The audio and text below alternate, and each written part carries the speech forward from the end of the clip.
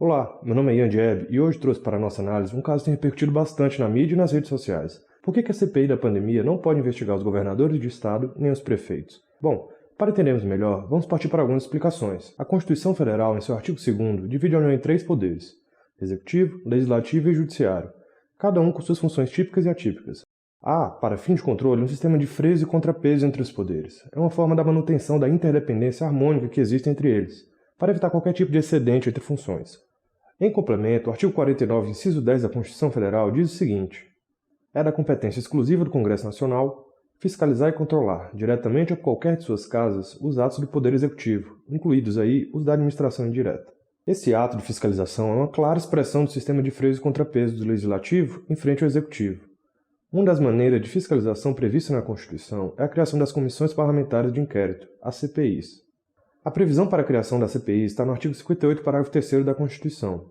Estas podem ser instauradas a pedido de 1/3 dos membros de qualquer das duas casas separadamente ou 1/3 em conjunto das duas casas. Em resumo, as CPIs têm poderes de investigação próprios do Judiciário e outros previstos nos respectivos regimentos das casas. Dito isso, a pergunta inicial continua: por que as CPIs não podem investigar os governadores de Estado nem os prefeitos? A seção 9 da Constituição Federal trata da fiscalização contábil, financeira e orçamentária. Estabelece, entre outras coisas, a função do Congresso Nacional, com auxílio do Tribunal de Contas da União, de fiscalizar e realizar o controle externo. O artigo 75 da Constituição, previsto na mesma seção, diz o seguinte: as normas estabelecidas nesta seção aplicam-se no que couber à organização, composição e fiscalização dos Tribunais de Contas dos Estados e do Distrito Federal, bem como dos tribunais e conselhos de contas dos municípios. Exposto isso, a própria Constituição dá poderes aos Estados-membros e municípios para compor tribunais de contas estaduais e conselhos de contas municipais, abstraindo daí a competência dos estados e municípios para fiscalizar e realizar o controle externo nos respectivos níveis. Segundo Gilmar Ferreira Mendes e Paulo Gonet Branco, essa abstração normativa do artigo 75 baseia o que conhecemos como princípio da simetria, que espelha as configurações normativas organizacionais competentes à União, aos estados e municípios, por extensão. Dito isso, o sistema de freios e contrapesos na Constituição Federal se espelha às constituições estaduais. Esse espelhamento inclui, entre outros, a competência de fiscalização por parte do Legislativo Estadual e Municipal aos seus governadores e prefeitos, respectivamente. A criação de CPIs pelas Assembleias Legislativas Estaduais para investigar o respectivo Poder Executivo.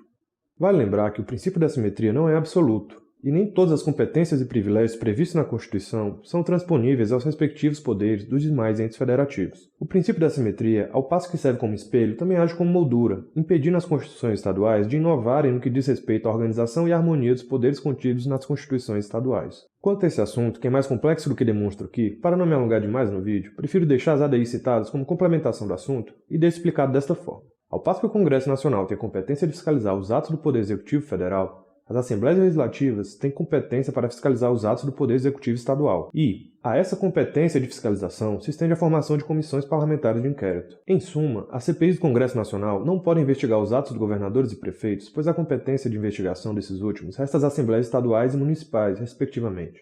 Bom, depois dessa longa jornada sobre o princípio da simetria, complemento com o argumento indicado pela Secretaria-Geral da Mesa do Senado, que utiliza o artigo 146, inciso 3 do Regimento Interno do Senado. Não se admitirá a comissão parlamentar de inquérito sobre matérias pertinentes aos Estados. Isso que já seria suficiente para comprovar a impossibilidade da criação de CPIs, ao menos pelo Senado, em matérias competentes aos Estados, no caso em tela, de fiscalizar os governadores. Vimos, então, que as CPIs não podem investigar governadores e prefeitos por se tratar de competência dos Estados e municípios, respectivamente. A CPI da pandemia, entretanto, prevê a investigação dos repasses da União aos Estados e municípios, não aos governadores e prefeitos. Bom, conforme o artigo 70, parágrafo único, que já debatemos no vídeo anterior, prestará contas qualquer pessoa física ou jurídica, pública ou privada, que utilize, arrecade, guarde, gerencie ou administre dinheiros, bens e valores públicos ou pelos quais a União responda, ou que, em nome desta, assuma obrigações de natureza pecuniária. A investigação dos repasses da União aos Estados e municípios não obsta como competência dos Estados, e sim do Congresso Nacional, não havendo impedimento, portanto, de investigar esses recursos. Entretanto, resta a dúvida se não configuraria uma espécie de cortina de fumaça para a investigação desses repasses, visto que não fazia parte da proposta inicial da CPI e que haveria uma certa diluição da matéria a ser investigada. Há, também, a denúncia por parte do governo que a CPI da pandemia, por si própria, serviria como capital político para pressionar o Poder Executivo. Vale ressaltar que a CPMI das Fake News, que também investiga atos do Presidente da República, está parada desde o primeiro semestre de 2020 até a produção desse vídeo, demonstrando inefetividade.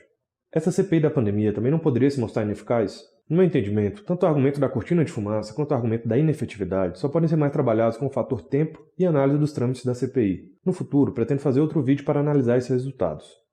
Bom, o debate sobre o princípio da simetria é muito mais complexo do que aparenta e gostaria de abordar mais sobre as possibilidades e o desenho desse princípio na Constituição. Também é fato que eu poderia ter pulado toda essa análise constitucional para chegar à conclusão do artigo 146 do Regimento Interno do Senado. Mas eu tomei a liberdade de criar uma análise jurídica mais completa, para não ficar no não pode porque está no regimento, ponto final. Para mim, entender a lógica jurídica é muito mais importante do que a análise concreta de mero regimento interno. Gostaria de ressaltar que não explorei todos os poderes e limitações das CPIs para não me alongar demais para chegar à resposta da pergunta inicial, que pode ser feita em outra ocasião. Esse foi um assunto mais tranquilo de se discutir e de se resolver, visto que a solução é aparentemente mais simples que o nepotismo, como no vídeo anterior. Novamente, o debate sobre o princípio da simetria é riquíssimo e gostaria de saber sua opinião sobre os assuntos abordados. Se possível, escreva um comentário abaixo. As referências utilizadas estão na descrição e espero ter feito você entender um pouco mais sobre o direito brasileiro.